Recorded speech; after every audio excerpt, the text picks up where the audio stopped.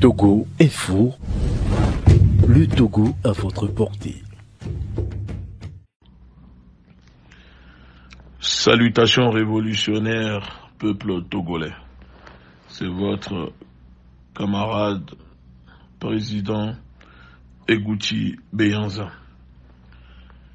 Je souhaite parler rapidement de la situation au Togo, mais cette fois-ci, cela concerne un personnage public issu du milieu du monde du football togolais, un certain Emmanuel Adebayor.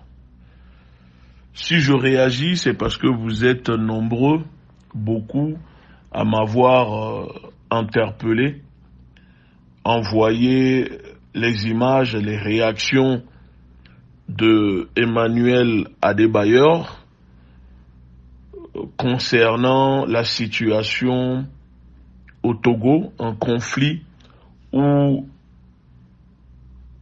un moment désagréable qu'il vit avec la dictature sanguinaire des Gnassingbé, avec la ministre du sport au Togo.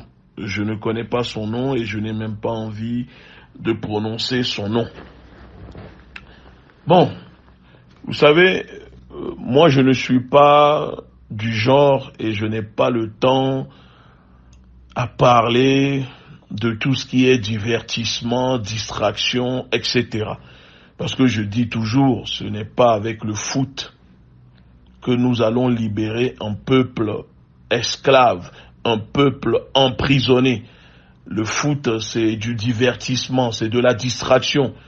Et souvent, la plupart des régimes utilisent le divertissement, la distraction pour endormir leur peuple, pour endormir la masse. On vous donne le divertissement, la distraction, pendant que vous êtes occupés dedans. Eux, ils profitent pour piller votre pays, maltraiter et faire ce qu'ils veulent. Donc c'est pour ça que nous disons que pour que le peuple se réveille, il faut diminuer le divertissement et la distraction. On ne dit pas de l'interdire, mais un peuple ne peut pas passer son temps, 95% de son temps, dans le divertissement, dans la distraction. Et si vous regardez bien, aucun pays n'a été libéré par un footballeur ou par le foot. Le sport, c'est très important pour la santé, mais le sport n'a jamais libéré un peuple sous la dictature. Enfin, pas sur le continent africain. Alors maintenant, la vidéo que vous m'avez envoyée de Adebayor Emmanuel, j'ai pris le temps depuis ma position en Afrique du Sud, parce que oui, je suis en voyage en ce moment avec une partie de notre organisation, une tournée politique pour renforcer notre organisation ici en Afrique du Sud. Après avoir écouté sa vidéo, où je le vois en train de se lamenter, en train de pleurnicher, le grand gaillard qu'il est, l'ancien footeux ou footballeur qu'il est, le voir dans cette vidéo, dans cette posture victimaire, en train de se plaindre du traitement réservé par la ministre des Sports à son égard, moi, ne me fait ni chaud ni froid. Et je vous dirai pourquoi, je vous donnerai deux raisons. La première raison, pour moi, c'est Emmanuel Adebayor a toujours soutenu la dictature des Gnassingbé. La deuxième raison, c'est que Adebayor n'a jamais pris position ou ouvert sa bouche pour dénoncer les atrocités, l'injustice sociale, les inégalités, la répression que subissent et vivent les populations togolaises. Voilà les deux raisons que je vais vous expliquer. Alors maintenant, la première raison. Emmanuel Adebayor a toujours soutenu la dictature et soutient la dictature de Gnassingbé. Et donc je vais dire à Adebayor, on fait son lit, tel on fait son lit, tel on se couche. Et chez nous, ou chez lui, au Togo même, il y a un proverbe qui dit « Omave safia fiton, asova pleazeto ». Tu ne vas pas aller vendre le voleur pour acheter le sorcier. Et c'est ce que Adebayor fait. Quand il vient se plaindre dans sa vidéo pour dire « Regardez le traitement que me réserve la ministre du Sport avec ses gardes du corps, moi, Emmanuel Adebayor, moi, la légende. » Mais, monsieur Adebayor, vous n'êtes pas au-dessus des Togolais. Vous n'êtes pas au-dessus du Togo. Vous n'êtes pas au-dessus de la République, je dirais même. Pourquoi vous, la ministre, devrait vous traiter comme un prince alors que le peuple togolais est maltraité tous les jours? Pourquoi la ministre devrait-elle vous accorder un privilège alors que l'ensemble des Togolais, eux, n'ont pas le droit à cela? Moi, je trouve que vous, Emmanuel Adebayor, vous jouissez déjà assez, vous jouissez déjà beaucoup des privilèges que ce régime dictatorial des Gnassingbé vous accorde. Et cette jouissance que vous avez, parce que le régime vous accorde des privilèges, les populations togolaises, eux, n'en bénéficient même pas la moitié du quart de ce que vous avez. Alors ce n'est pas parce qu'aujourd'hui, peut-être il y a un des ministres de leur gouvernement, je ne sais quel problème vous avez avec cette ministre, qu'elle se comporte pas correcte envers vous, et là, vous allumez votre caméra pour vous adresser aux Togolais, pour avoir le soutien des Togolais. Mais je trouve que c'est quand même un peu lâche. Je trouve cela un peu lâche. Pourquoi? Parce que quand les Togolais, eux, ont des problèmes, subissent l'injustice, l'inégalité, la mauvaise situation que vous vivez en ce moment, quand le peuple togolais vit la même chose, et quand ils font des vidéos pour dénoncer, on ne vous entend pas, on ne vous voit pas. Alors pourquoi là maintenant le peuple togolais devrait-il réagir pour vous soutenir sous prétexte que vous êtes la légende? Mais être une légende, c'est bien. Mais être une légende responsable, engagée, avec des convictions, c'est encore mieux. Et je peux vous donner des exemples. Vous n'êtes pas le seul footballeur ou ancien footballeur légende qui existe dans le monde. Mais contrairement à vous, si vous prenez par exemple les autres, on prend l'exemple de Diego Maradona. Avant sa mort, il était engagé pour la justice sociale, pour le peuple. Il était engagé contre l'inégalité. Il était engagé, il dénonçait l'injustice que subissaient les peuples en Amérique latine. C'est pour cela que même mon camarade Nicolas Maduro était son ami. C'est pour cela que beaucoup de chefs d'État en Amérique latine qui subissent la politique impérialiste, la politique criminelle des Américains, ont toujours soutenu Diego Maradona. Vous prenez d'autres légendes du football, comme les Nicolas Anelka, comme les je ne sais qui. Ils prennent toujours la parole pour dénoncer l'injustice. Vous prenez les légendes du football comme Eric Cantona. Il prend souvent position pour dénoncer l'injustice. Vous prenez Lilian Thuram. Il dénonce, il ouvre sa bouche en France pour dénoncer l'injustice, la négrophobie que subissent les Noirs. Je peux passer ici mon temps à vous donner des exemples comme ça. Alors quand on se dit légende,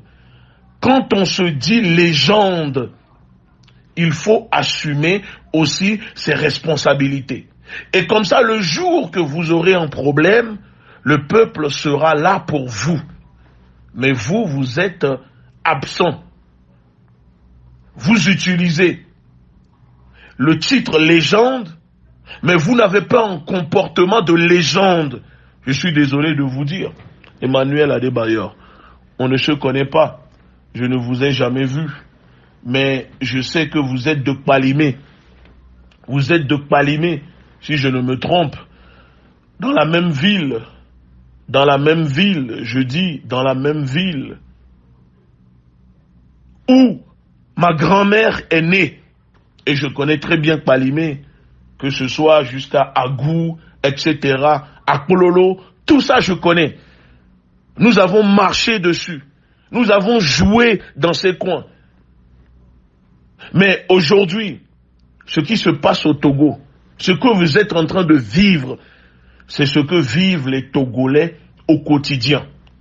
Mais la différence avec vous, c'est que eux n'ont pas cette chance d'avoir un nom, d'être monsieur. Parce que si c'était un simple Togolais, on l'aurait déjà matraqué. On serait déjà venu le soulever, le séquestrer après cette vidéo. Donc, soyez encore contents que vous bénéficiez quand même de quelques privilèges. Et ces privilèges vous donnent même le droit d'allumer votre caméra et de vous exprimer votre mécontentement de ce que vous avez vécu avec la ministre des Sports.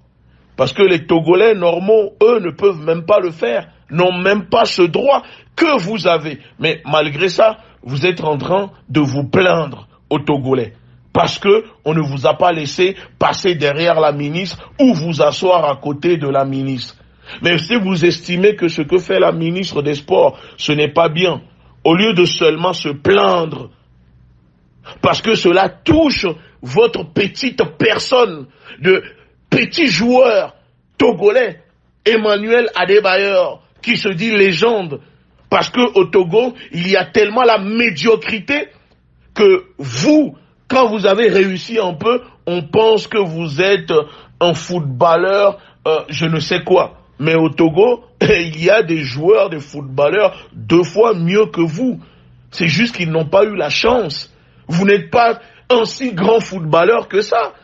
Vous êtes un footballeur de niveau Ligue 1, au pire Ligue 2. Vous avez fait votre passage, joué en Angleterre, ok. Mais Adebayor n'est pas rentré dans l'histoire du football planétaire. Donc, c'est pas comme si vous êtes un Cristiano Ronaldo, un Messi, un Thierry Henry, un Mbappé ou je ne sais quoi. Donc, des fois, il faut pas non plus vouloir trop abuser de vos titres, de ces privilèges que le régime dictatorial vous accorde. Ça, c'est la première raison. La deuxième raison, comme je dis, vous ne prenez pas position. Quand le peuple togolais subit et quand le peuple togolais dénonce, parce que ce que vous êtes en train de dénoncer maintenant ou ce que vous venez de faire dans votre vidéo a toujours été dénoncé par les Togolais normaux à travers le pays.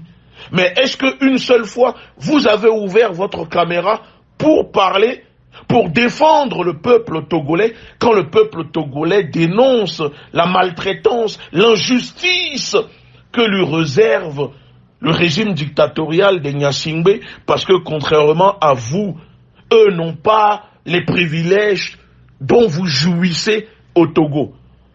Alors, quand eux, ils prennent leur téléphone pour faire des vidéos, on vient les arrêter, on les jette en prison.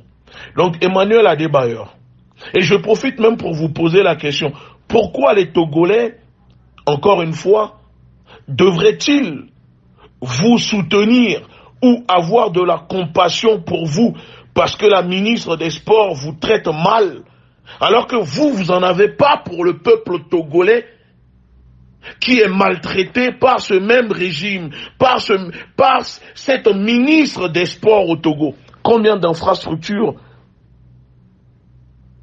sportives il y a au Togo? Combien? Est-ce que les Togolais jouissent, profitent de quoi que ce soit mis en place par cette ministre, par ce régime? Non. Alors, moi je pense que maintenant vous êtes en train de comprendre, j'espère que vous avez compris ce que dénoncent les Togolais au Togo, en disant qu'au Togo règne l'injustice, l'inégalité, où les gens font la loi à leur guise, c'est-à-dire des abus de pouvoir partout, sauf pour les fils d'eux, pour les filles d'eux, ou pour monsieur parce que connu, ou madame parce que connu. Emmanuel Adebayor, combien de Togolais? Et là même, je vais même parler Mina pour que tu puisses comprendre. Togoto, combien de Togolais? Odo capacité, odo droit, odo les Togois, ola soabe téléphone, a si caméra, a ponpo, a critiqué, a glombe ministre de onui anaï, m'le jordinayo, ben keti ministre la te onui anaï nenema, parce que Togoto eni, parce que nous sato eni, parce que sanamolu le moto, parce que enya meilleur, Togoto nene, et la te glonyawan, yo ma va koko, ma reconvocation, sauvanéo. Voyons les ponpoé, aussi caméra ou les ponpoé, aussi caméra ou les critiquer ministre, parce qu'on a privilèges, parce que le régime a non privilèges, parce qu'on soutient un régime. Donc, le régime va les maltraiter au FIFIA. Alors, le régime a ministre de cas les maltraiter. Si un de ces ministres de ce régime que tu soutiens maintenant te maltraite, les Togolais ont rien à cirer de vos querelles entre vous. J'ai envie de te dire cela. Réglez cela maintenant entre vous. Tu prends tes clics et tes claques. Tu prends tes voitures de luxe. Tu montes dans une de tes voitures de luxe et tu vas au ministère du Sport. Tu demandes audience à la ministre des Sports. Tu vas t'asseoir dans son bureau et vous réglez les problèmes entre vous. Mais ne viens pas allumer ta caméra pour pleurnicher, pour te mettre dans une posture victimaire, de victimisation, pour essayer de quémander la pitié, la compassion des Togolais. Parce que quand les Togolais, eux, sont visés, on ne te voit pas allumer ta caméra pour eux. Alors, réglez vos querelles là entre vous là-bas, les profiteurs du régime, des privilèges, des avantages.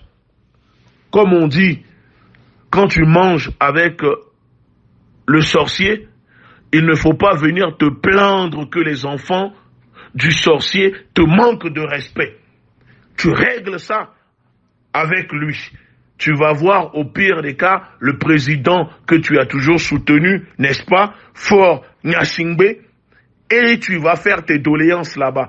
Mais s'il vous plaît, ne venez pas encore une fois embobiner, occuper le cerveau des Togolais qui veulent se libérer d'une dictature, parce qu'il y a des choses plus graves au Togo. Il y a des choses plus graves qui se déroulent au Togo, plus que vos histoires, vos querelles de je ne sais quoi, de personnalités publiques à travers le pays, parce qu'on ne te laisse pas passer derrière la ministre, parce qu'on ne te laisse pas t'asseoir à côté de la ministre, donc tu viens nous pomper l'air dans le cerveau sur les réseaux sociaux.